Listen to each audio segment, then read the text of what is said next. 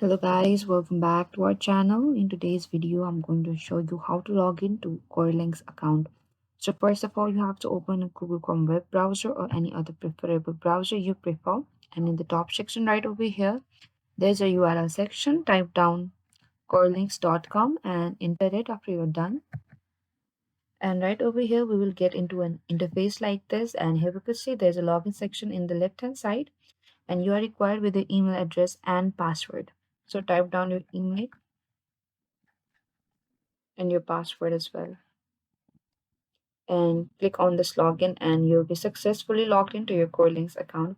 But if you have forgotten your password in Corrlinks, you can see here's this option that says forgot your password, and it will help you recovering your account and reset your password as well. So this is it guys, this is how you can log into your Corrlinks account. Thank you for watching this video. I hope I could help you. Don't forget to like, subscribe, and hit the bell notification icon for more upcoming uploads.